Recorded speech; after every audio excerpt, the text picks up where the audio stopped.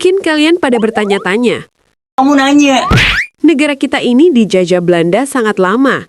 Tapi, kok kita jarang sekali melihat orang Belanda yang tinggal di Indonesia? Mungkin inilah jawabannya. Simak terus videonya.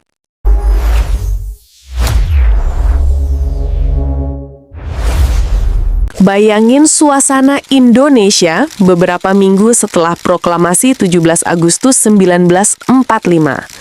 Negara baru lahir, rakyat masih euforia, tapi belum benar-benar bebas. Jepang memang sudah kalah, tapi Belanda datang lagi. Kali ini bareng NICA, pengen rebut kekuasaan yang baru aja lepas dari tangannya. Dan dari sinilah dimulai masa yang dikenal sebagai bersiap. Istilah ini, lucunya, bukan berasal dari Indonesia, tapi dari Belanda. Mereka sering dengar teriakan, "Siap! Siap!" dari para pejuang dan rakyat di kampung-kampung. Buat orang Belanda, itu terdengar menakutkan. Tapi buat rakyat Indonesia, itu tanda perlawanan. Siap berjuang, siap bertahan, siap melawan siapapun yang mau menjajah lagi.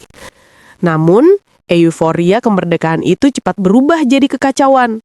Di mana-mana muncul kelompok pemuda yang menamakan diri mereka pemuda atau pelopor.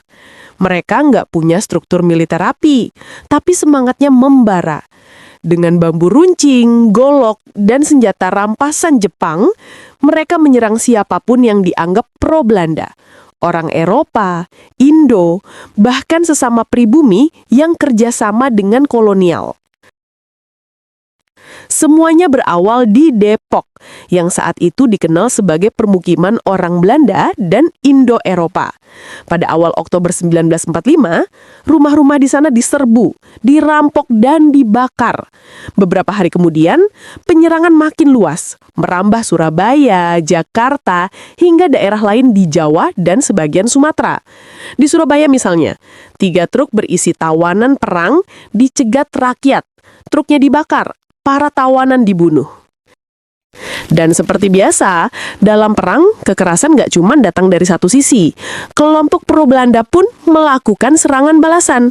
Di Jakarta, orang-orang Indo dan Ambon yang masih setia pada Belanda menyerang para pemuda Republik. Bahkan Perdana Menteri Sultan Syahrir sempat jadi target pembunuhan 2 kali oleh kelompok ini pada Desember 1945. Masa bersiap itu memang jadi periode yang kacau dan berdarah. Nggak ada data resmi soal jumlah korban, karena situasi waktu itu benar-benar berantakan. Tapi, menurut berbagai catatan, jumlahnya bisa mencapai puluhan ribu jiwa. Sekitar 3.000 sampai 8.000 orang Belanda dan Indo tewas. Sekitar 10.000 keturunan Tionghoa jadi korban, dan ribuan lainnya hilang. Sementara di sisi Indonesia, juga banyak yang gugur, entah dalam pertempuran, pembalasan, atau sekadar jadi korban situasi yang lepas kendali. Bagi rakyat Indonesia, masa itu adalah luapan amarah yang menumpuk ratusan tahun. Bayangin, generasi yang hidup di bawah penjajahan akhirnya punya kesempatan melawan dan semua emosi yang terkubur meledak sekaligus. Tapi, bagi Belanda, masa ini dikenang sebagai mimpi buruk, penuh kekerasan dan ketakutan. Bahkan pada 2017, 3 lembaga besar di Belanda, EKITA-LV, NIOD, dan NIMH, membuat penelitian berjudul Dekolonisasi, Kekerasan, dan Perang di Indonesia 1945 sampai 1950. Salah satu fokusnya adalah periode bersiap. Namun penelitian itu dikritik juga. Sejarawan Belanda Marjolein van Page menilai fokus risetnya aneh karena justru mempelajari trauma tentara Belanda, bukan akar kolonialismenya. Katanya, kalau mau jujur, mulai dulu dari pertanyaan dasar. Apakah kolonialisme itu sah? Istilah bersiap sendiri pun menimbulkan perdebatan. Di Belanda, kata itu menggambarkan kekerasan yang dilakukan rakyat Indonesia. Tapi di sini, istilah itu jarang dipakai. Kita lebih mengenal masa itu sebagai revolusi nasional atau masa mempertahankan kemerdekaan.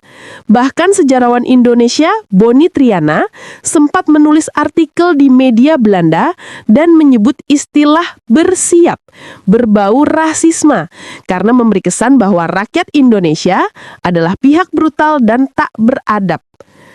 Namun, apapun namanya, periode ini memang nyata dan berdarah. Serangan demi serangan terjadi, terutama Oktober 1945 sampai awal 1946. Rumah dibakar, tawanan disiksa, dan korban berjatuhan di kedua pihak.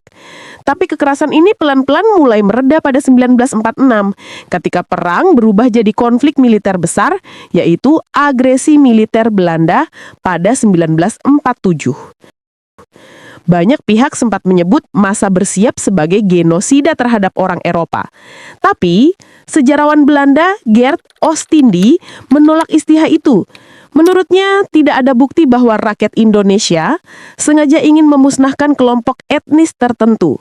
Kekerasan itu lebih merupakan ledakan spontan akibat trauma panjang, rasa takut, dan kebencian terhadap kolonialisme.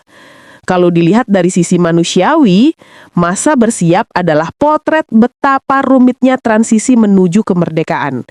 Di satu sisi, rakyat berjuang mempertahankan harga diri dan tanah air. Di sisi lain, ada dendam lama, ada kekacauan, dan ada kesalahan yang nggak bisa disangkal. Masa bersiap adalah babak gelap dari perjuangan kemerdekaan, tapi juga bagian penting dari perjalanan kita sebagai bangsa. Karena dari situ, Indonesia belajar.